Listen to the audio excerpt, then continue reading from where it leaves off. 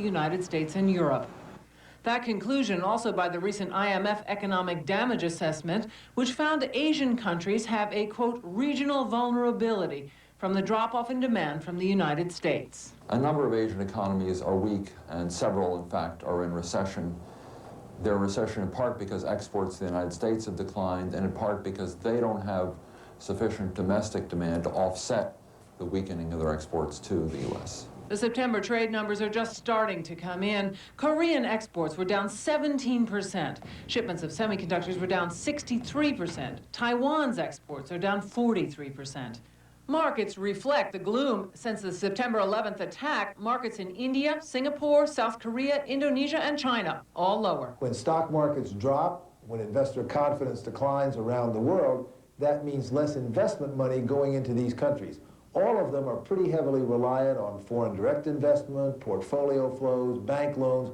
When that dries up, their economy suffers substantially. Economists have been calling the decline in world economies symmetrical.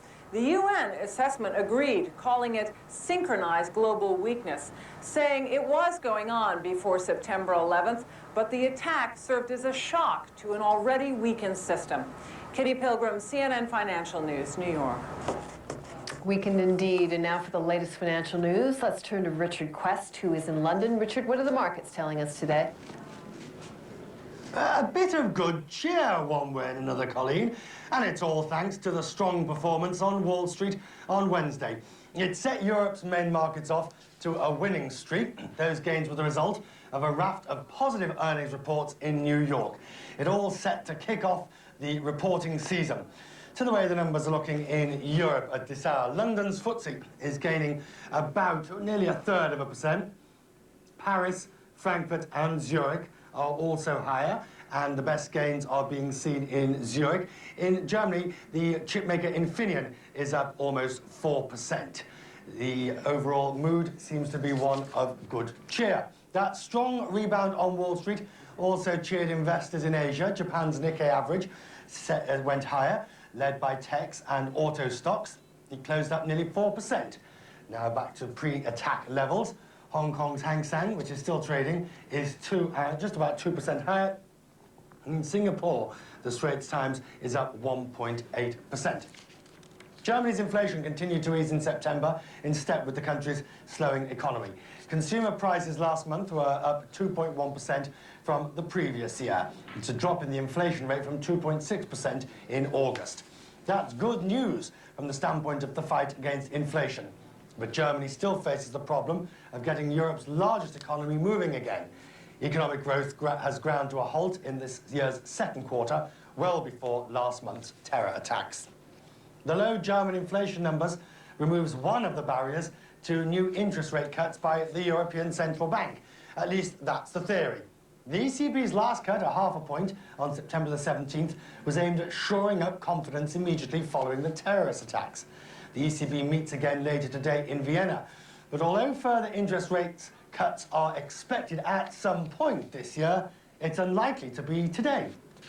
The ECB has shown that although they did cut rates on September 17th, they don't want to be the puppets of the Fed. It was only a few weeks ago that they cut. That cut was quite aggressive, 50 basis points. I think they'll just wait a few more weeks yet before the next move. And I think that would probably only be 25 basis points rather than 50. The Eurozone interest rate currently stands at 3.75%.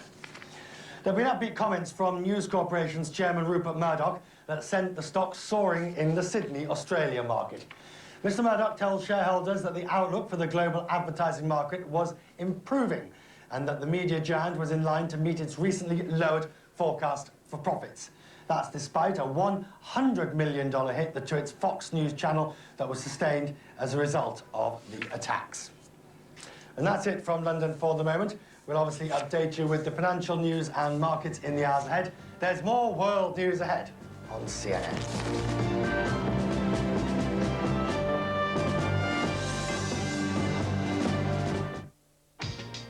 It's the start of a new day on the world's most magnificent harbor. And there's a new name on the waterfront. Hotel Intercontinental Hong Kong. And like the view, our level of service and hospitality is quite simply beyond compare. Hotel Intercontinental Hong Kong. Today's business thought. If you're going to hire a network solutions provider, shouldn't they own a network? Get solutions, not problems. WorldCom Generation D.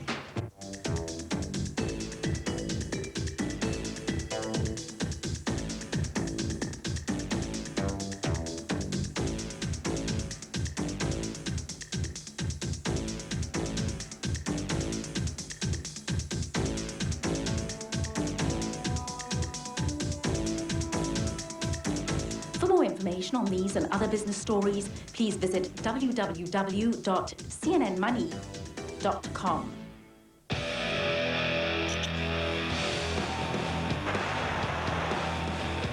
Tougher.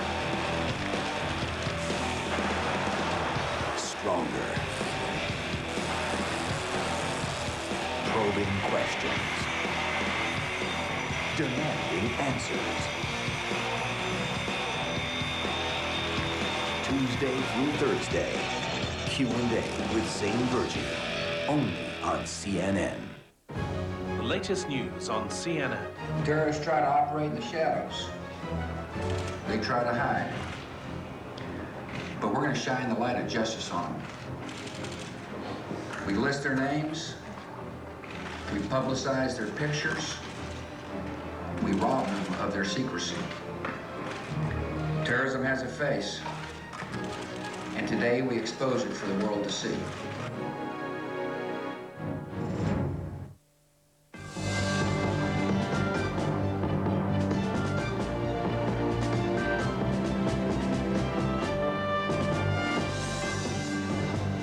The United States says its humanitarian aid drop effort in Afghanistan is going as planned. U.S. Air Force cargo planes have been making 14-hour round-trip flights out of Ramstein, Germany. Planes fly at high altitude to avoid anti-aircraft missiles, but fly low enough to get that food dropped.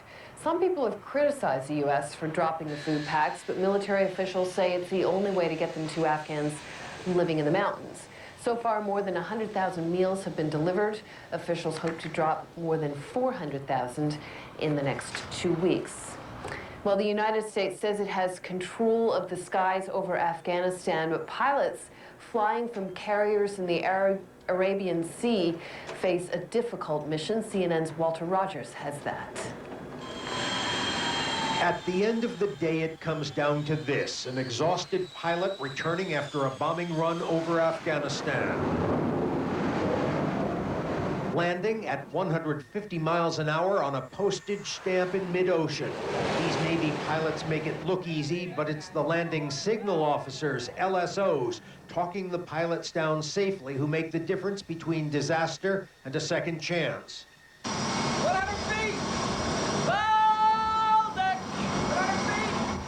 The landing signal officers are themselves pilots, spending their day off working to keep other pilots alive. It's extraordinarily dangerous work.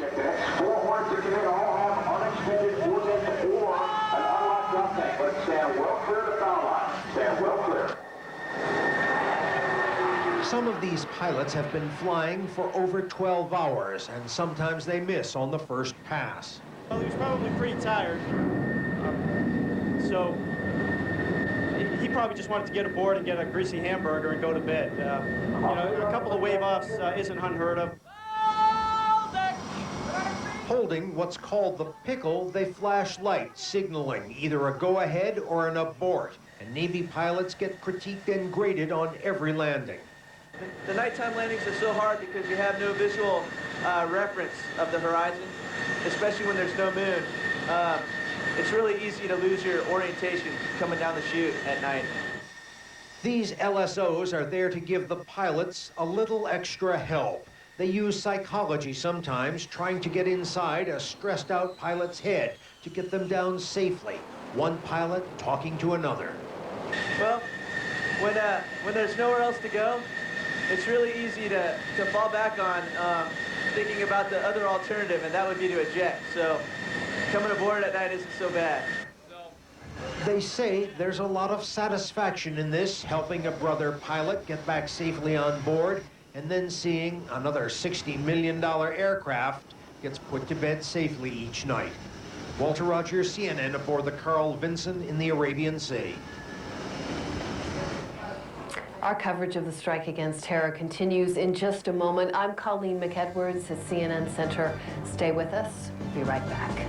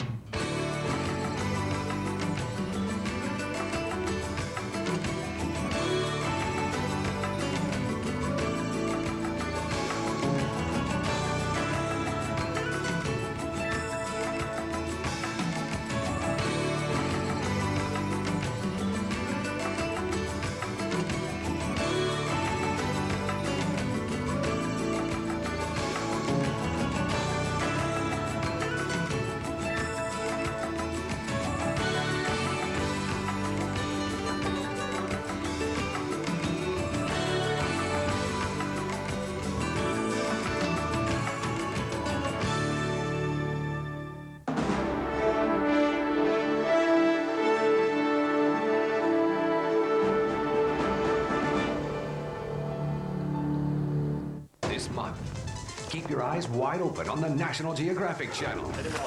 Peer over the shoulders of the explorers who will go anywhere to uncover the stories in Out There. Then meet the dogs who put their talents and skills to work in Dogs with Jobs.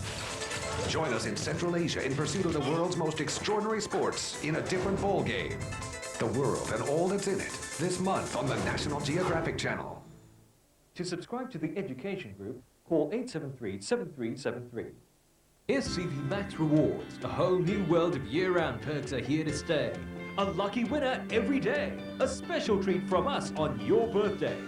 Chalk up points to redeem free services and more. Our exclusive bi-monthly newsletter with great news and promotions. Join in our year-end celebrations with our annual lucky draw. Life is so rewarding with SCV Max Rewards.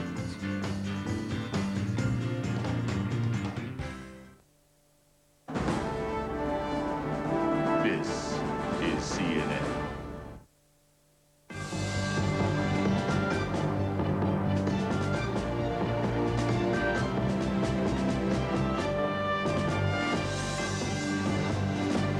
And welcome to you. I'm Michael Holmes at the CNN Center. This is, of course, our continuing coverage of the strike against terror, and airstrikes on Afghan cities, including Kabul, have intensified. The country's capital said to be suffering under its longest sustained bombardment since the strikes began. Here's how Al Jazeera correspondent Taisir Aluni described the offensive a short time ago. Last night's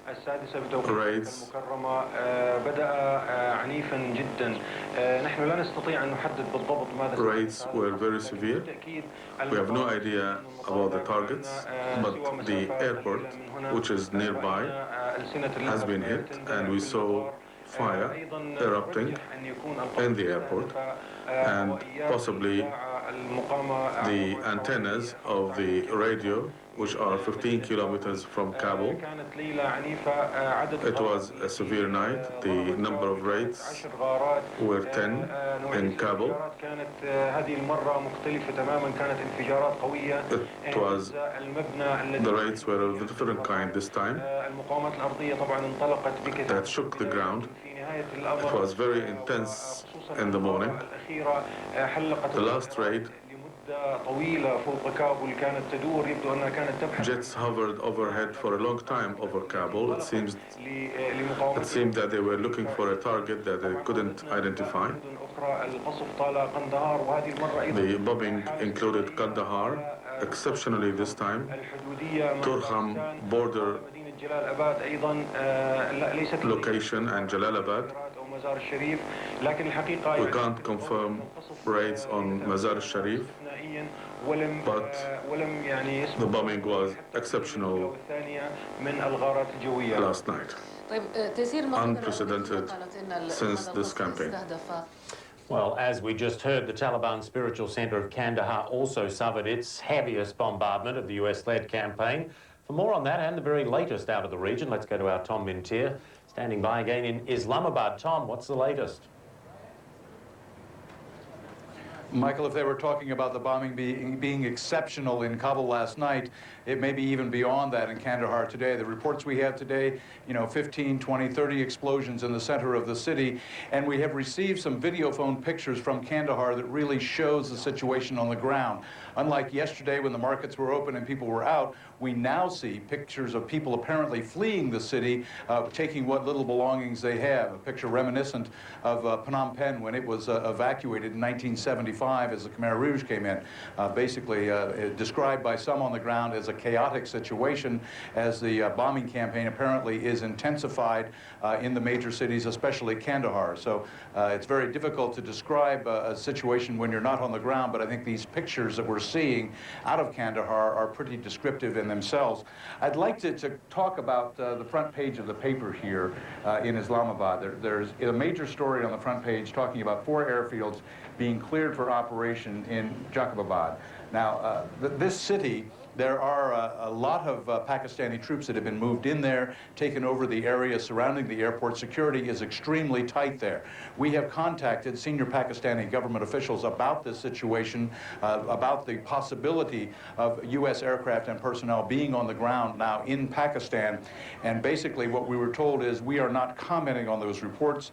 We repeat that Pakistan has pledged logistical support. We continue to provide that support, but will not disclose any tactical or operational details of this logistical support. Asked if there were indeed American troops or planes positioned on the ground in Pakistan, these are operational matters which I cannot comment on. But clearly the situation in this town that is mentioned is not a normal situation with the military moving in and taking over some of the locations around the city. Commercial air traffic, 2 flights a week there, are now canceled. Clearly a change in stature of this location and several others here now. But again, they say there are no offensive operations being conducted from Pakistan. There are no military airstrikes being launched from Pakistan. That clearly these are logistical areas of support, but providing the details is something that Pakistan so far is more than reluctant not to do. Michael? Indeed. One of the things that could be interesting, Tom, I guess, is what the public reaction might be to that report. Tomorrow, of course, your time, day of prayer, often a day of protest. What's the situation there? Well, there is legitimate concern for what might happen on the streets in Pakistan on Friday. There are meetings going on today. The president meeting the provincial governors, laying out instructions. Also on the front pages of all the papers, the promise by the government to crack down on extremists who might try to incite people on the streets. They have already placed under house arrest 3 leaders, including the head of the JUI party, who have been organizing these protests in the last few weeks, apparently trying to diffuse the situation well ahead of Friday. But as you look around Islamabad, positions are being fortified for the police and paramilitary operations here. And there is a sense here that there is a great deal of concern about this situation. One government official told me in the last 2 days that if it is found that these are Afghan refugees coming out of the refugee camps or coming out of the communities and leading these protests, that they may be put on buses and taken to the border and deported. So it gives you an idea of how strongly they are feeling about these protests and demonstrations. Early on, the president of Pakistan said the majority of people support his position of supporting the United States and providing intelligence information, providing the airspace for U.S. military planes, and providing logistical support. So we may be seeing that 3rd phase, that logistical support coming into play. But you have to remember, the USS Kitty Hawk is now stationed off the coast of Pakistan, and the decks were cleared. There were no combat aircraft on it when it left its port in Japan, so it made room for helicopters to be positioned on this, and if indeed helicopters are to be used in Afghanistan, they're most likely going to come from the deck of the Kitty Hawk. Michael? All right, Tom, I have to leave it there. Thanks very much. Tom Mintier in Islamabad. Well, US Defense Department officials say they have shifted targets for these latest raids that we've just been talking about. As Jamie McIntyre reports, bombers are now taking aim at troop barracks and other military targets instead of Taliban air defences. On day 4, U.S. bombers shifted focus, moving from disabling air defenses to attacking troops, their barracks, and military maintenance facilities. Warplanes from 2 U.S. aircraft carriers circled the skies, waiting to strike any movement of al-Qaeda or Taliban forces. The idea, say Pentagon officials, is to keep bin Laden and his backers on the run. We're going to force a movement. They're going to have to move. They're going to have to talk to each other. They just can't hide in caves and just shut down everything, or they're going to lose control of the country. Sources tell CNN that 2 adult male relatives of Taliban leader Mohammed Omar were among several Taliban leaders already killed on the first night of the bombing. Meanwhile, the U.S. aircraft carrier Kitty Hawk, its deck cleared of planes, is arriving in the waters off Pakistan, part of a plan that would put U.S. Special Forces on the ground. Sources say the Kitty Hawk will serve as a floating air base for special operations helicopters to ferry U.S. Army commandos into Afghanistan to launch quick strike in and out raids. And officials say the United States is working to get permission to use special operations troops already based in Uzbekistan for combat missions, and is hopeful neighboring Tajikistan will agree to that as well, giving the United States several forward bases from which to attack. If you see any direct action with coalition forces, it'll be very quick raid-type operations, again, against targets of opportunity to accomplish our mission. Sources say U.S. commanders are reluctant to send low-flying helicopter gunships against Taliban targets in direct attacks because of their vulnerability to shoulder-fired missiles, such as U.S. Stingers provided to Afghan rebels during the Cold War. And Pentagon sources say in Tuesday's attacks, a B-2 stealth bomber dropped a 5,000-pound bunker-busting bomb designed to bore through several layers of concrete on a concentration of Taliban troops and equipment. The powerful bunker-buster bombs may yet be used to attack the caves where Osama bin Laden and his followers like to hide.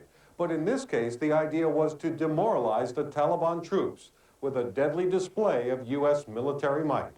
Jamie McIntyre, CNN, The Pentagon. Early warning radar planes from NATO begin patrolling U.S. airspace on Friday. It is the first time that forces from that alliance have been deployed in the United States. Now, officials say that move is designed to free U.S. planes for the campaign in Afghanistan. U.S. President Bush announced the move after consulting with NATO Secretary General George Robertson. These terrorists are not 10 feet tall. They are not insuperable. They're not unvanquishable, but we are. And we can win, and we certainly will win. And I'm very, very proud that NATO and the 19 nations of the alliance are at the heart of a global coalition against the most evil criminals of our age. NATO allies declared the terrorist attacks on the US an attack on all of the alliance. Now, meanwhile, tighter security measures are about to be instituted on the ground in the US Capitol. Washington police will begin banning certain types of vehicles from a 40-block area on Thursday. The ban is designed to keep large commercial, agricultural and recreational vehicles away from key government buildings. Far from being the isolated incident that officials described last week, a new case of anthrax exposure in the US state of Florida is raising some troubling questions. It is also elevating the level of law enforcement participation. Ed Lavandera reports on that. The FBI is taking over the search for the anthrax source that infiltrated the office building of American Media, the parent company for several tabloid magazines. After testing hundreds of people, investigators discovered a new anthrax case and pronounced this a criminal investigation. So far, of the 700 that we have reviewed, we have found one positive anthrax culture. Anthrax spores were found in the nasal passages of a 35-year-old woman who has not been identified publicly. She is the third employee exposed in the Boca Raton building. One worker, Robert Stevens, died last week. The other 2 are being treated at Miami area hospitals. We understand that this is a problem, and we will bring every resource that we have to bear on this problem, and I assure you, we will resolve it. Preliminary tests indicate all the cases come from the same anthrax strain. Sources tell CNN the anthrax is believed to be the Ames strain. Researchers discovered it in Iowa during the 1950s. It's one of the most common anthrax strains and has been widely distributed among researchers for years. For investigators, it's clear the anthrax was deliberately placed inside the building. The questions are who, how, and why. But officials are quick to try to ease the most pressing fear. I have no evidence at this point indicating that this is related to the September 11th events. This is a time for sound scientific principles and methodical investigation. Our scientific experts tell us that there is no investigative conclusions that can be drawn at this time. It will take a couple of days to finalize testing on the employees of American Media and the people who entered that building, and it will also take several weeks to finalize testing on the anthrax samples found at the scene. Investigators say these lab tests will provide crucial evidence in this criminal investigation. Ed Lavandera, CNN, Boca Raton, Florida. Well, the U.S. State Department says it is taking steps to protect its overseas employees from the anthrax bacteria. Spokesman Richard Boucher says the move, however, is only precautionary. We don't have any information to indicate that there's an imminent threat from the use of anthrax or other biological agents at an overseas mission. But as a precaution, we've encouraged our missions to stock a 3-day supply of the antibiotic ciprofloxacin. We've invited them to ask our missions to stock a 3-day supply of this antibiotic for the individuals who work in or who frequent the missions, cover employees, families, foreign service, national employees, contractors, others who might be there. This is a precautionary method. Well, at State Department headquarters in Washington, a team of FBI counterterrorism agents was called in to investigate a suspicious powdery substance found in a mailroom. Several people have been quarantined as a precaution. Now, similar incidents were reported across the U.S. on Wednesday. Columbus, Ohio. 3 people evacuated at a hospital after coming into contact with an envelope containing a white powder. Police say the envelope appeared to have Arabic writing on it. Everyone in the state office building is evacuated. Northern New York. Firefighters cordon off the area around a doctor's office after a white substance is found. A U.S. Army hazardous materials team and the FBI are called in to investigate. Irvine, California. Dozens of people evacuated from a technology business after a white powder is found under a desk.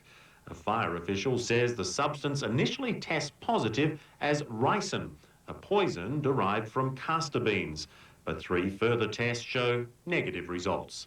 And in Milwaukee, Wisconsin, a hazardous materials team called to a technical college after an envelope containing a white powder is opened. That envelope is now at an FBI lab for testing. There's no indication that these incidents are related or that they are incidents of terrorism. But they do show that right across the United States, officials are taking seriously any reports of suspicious substances. When we come back, examining the anger many Arabs feel towards the United States.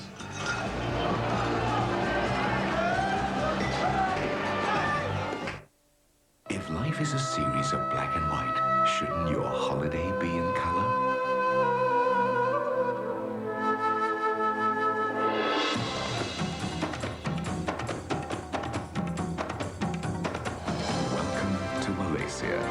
Where Asia's greatest cultures, Malay, Chinese, Indian, and other ethnic groups make us so colorful. We are truly Asia. Malaysia, truly Asia.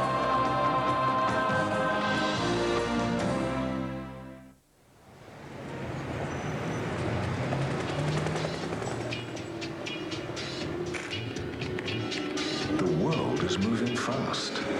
The internet is forcing rapid change on traditional business. It's time to get online by joining Sesame, Asia's leading e-hub. It's a key strategic decision that will allow you to change the boundaries of your business and the rules of your industry game, putting your business above the competition. How do you get there? Through the door. Sesame, Asia's leading e-hub.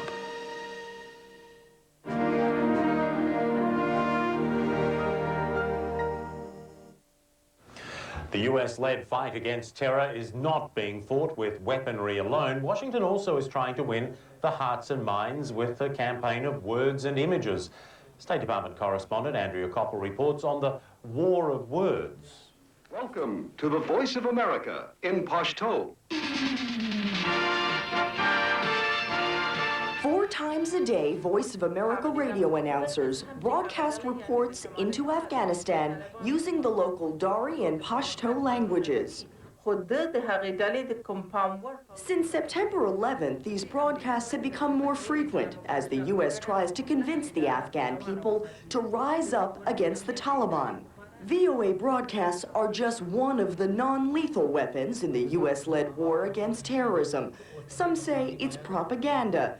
U.S. officials prefer to call it public diplomacy.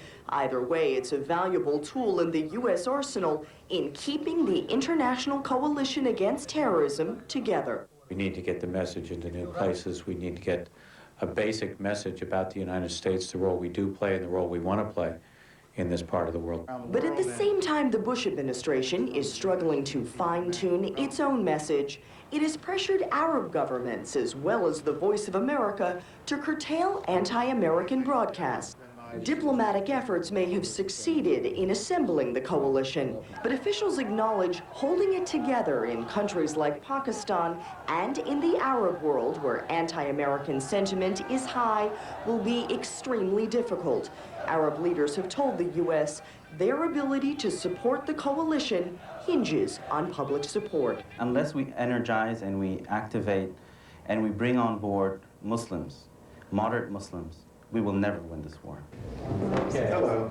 Hello, how are you? Nice to see you. And that is why Secretary of State Powell recently appeared on the popular Arab satellite news network Al Jazeera to explain why the U.S. was targeting the Taliban, bin Laden, and the al-Qaeda network in Afghanistan. It's not a war against Arabs. It's not a war against those who believe in Islam. It's a war against terrorism. It's a message the Bush administration has repeated in word and deed, airdropping tens of thousands of humanitarian relief packages for Afghan refugees. But some on Capitol Hill want the Bush administration to be more proactive in getting its message out. We can't afford not to find the resources for that effort, or we will allow future Osama bin Ladens to walk across the stage. That is just unacceptable.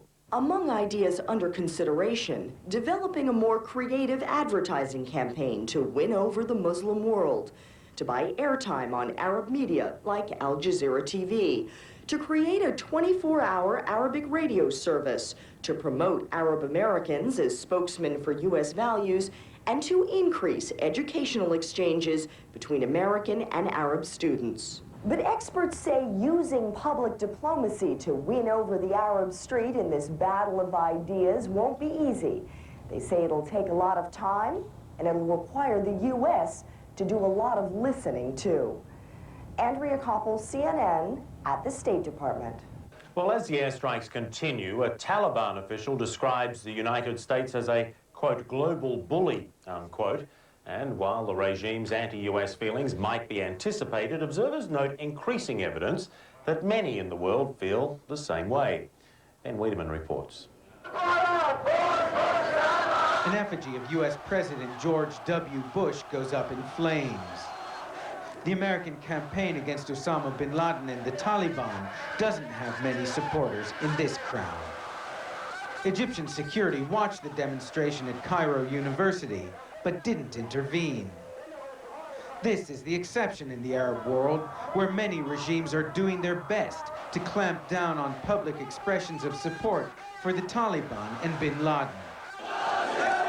In Gaza, following pro-bin Laden demonstrations that left at least 2 dead, the Palestinian Authority temporarily barred international journalists from entering the area. Many Arab regimes are trying to hide what they're treating as a nasty little secret. That while most Arabs don't agree with the methods of Osama bin Laden, many do share his rage against the United States. After a year of violence between Palestinians and Israelis, Arab anger at what is seen as an American bias toward Israel was already intense. The strikes against Afghanistan have only intensified that anger. Added to the problem, say some, has been a failure to communicate. I would say that the United States has, until now, failed to provide the Arab public and the public in Muslim countries with a direct link between the attack against the U.S. and Bin Laden. Officially, the strongest Arab support for the U.S. strikes has come from Egypt. But even here, leaders insist the terror attacks against the U.S. did not materialize out of the blue. There should be a Palestinian state.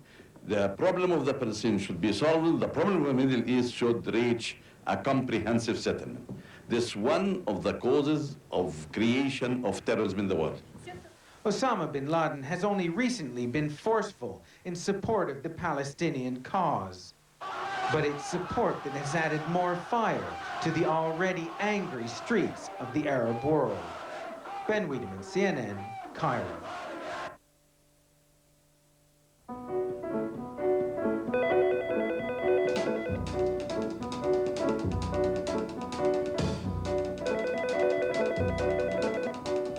Oh, Cinnamon, where you gonna run to? Cinnamon, where you gonna run to? Where you gonna run to? No, he's all on that day. Guy's mobile phone. Will I run to the rock? Please hide me and run to the rock. The latest news on CNN. Terrorists try to operate in the shadows. They try to hide. But we're going to shine the light of justice on them. We list their names. We publicize their pictures. We rob them of their secrecy. Terrorism has a face. And today we expose it for the world to see. The International Atomic Energy Agency is working for security and safety in a nuclear world. Our inspectors verify nuclear materials are not misused. The IAEA, the world's nuclear authority, fostering peace and prosperity worldwide. Scores of Afghans are evacuating cities as coalition bombs rain down on Taliban targets, but some seek escape for other reasons. Gabby Radu talked to one such man. He asked us not to use his real name, so we'll call him Khalid Massoud. Until Sunday, he was studying literature at the University of Kabul. That night, American and British missiles hit the city. He fled reluctantly, leaving his mother, 4 sisters, and 3 brothers behind. His mother was afraid that he would meet the same fate at the hands of the Taliban as his father had 6 years ago. How did they kill him? By, what do you call it? A whip? Yeah, a whip. Cable? Cable, yes. What happened under the Taliban regime which was different to before? There are really many differences in Taliban regimes because people are in trouble and sad. They do not let people for working and people are not free. Could you meet your friends in the street when you wanted to meet them? No, it's impossible to meet them in the street. Whenever people stand in the street, they are going to take them and ask them that why we're standing here. That's the problem. They ask them why they are standing in the street. They want to know what the conversation is, what they're talking about. Yeah, they're going to say that what you're talking about and why you're standing, you're going to talk against Taliban. That's the problem. Khalid says that after the suicide attacks on New York and Washington and the threats from the US which followed, many of the Afghan-born Taliban leadership began to leave Kabul with their families, taking charge more and more with the Pakistani elements and Osama bin Laden's Arab contingent. They started building bomb shelters for themselves in the surrounding mountains, using forced labor from men they picked up in the city. They took big guns with them up into their shelters. Now tell me what happened the night of the airstrike when the American missiles arrived. What happened? When the rockets trapped in Kabul, people were really surprised at what happened. What shall we do? There is no way for escaping and for hiding. They were really sad. The electricity cut off and all the Kabul looked very dark. And all people was in their rooms. We sat in the room and was thinking that what may happen next. Can you remember how many explosions you heard? I heard 4 explosions that night. And my neighbor called us that, where are you? I told him we are in our bedroom. He said that I saw an explosion that was in the Ministry of Defense. So then what did you do in the next few hours after the attack? Just my mother told me that tomorrow you should leave Kabul city because Taliban may take you by force. You are young, you should fight with them against your enemies. Tomorrow at 4 o'clock, he suggested me, he woke at me and said you should go. What happened when you said goodbye to your mother? She was crying. It was really a bad time when I was telling them that goodbye. My little brother and sister, they all were sad and crying. And what was the last thing your mother said to you? He said that you should not come back, Kabul. We are here. That we do know what may happen, you should not come back. Khaled Massoud is now staying with relatives in opposition-held territory. He's waiting for the Taliban regime to fall so he can see his mother, sisters, and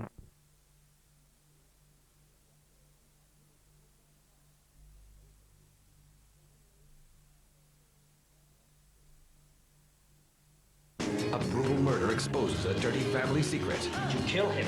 No. You're hurting me, Mom. Let the devil wear black. Vote for next week at YouPickTheFlick.com. 5 hot movies to choose from. Watch the trailers online and take control. Only Star Movies lets you pick the flick you want to see. You pick Let the Devil Wear Black, and we're showing it Friday on Star Movies. An extraterrestrial artifact is found coded with biblical encryptions. How did the aliens get it? They gave it to us. The text came from them. Will this discovery bring Mulder one step closer to the truth? There's someone else on this case you're not telling me. I hear it in my head. Or one step closer to the edge of insanity? The X-Files, Sunday on Star World. Next month, keep your eyes wide open on the National Geographic Channel. Peer over the shoulders of the explorers who will go anywhere to uncover the stories in Out There.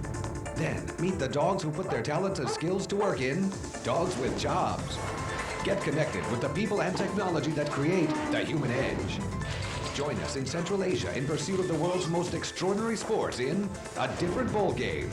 The world and all that's in it. Next month on the National Geographic Channel. Next, a convicted killer. Nothing to lose. A brutal abduction. I didn't force you to take any deal. What are you talking about? A desperate man, hell-bent on revenge. It's Judgment Day now, Bob. Now you're on trial. The Practice. Next, on Star World. You're watching Ally McBeal on Star World.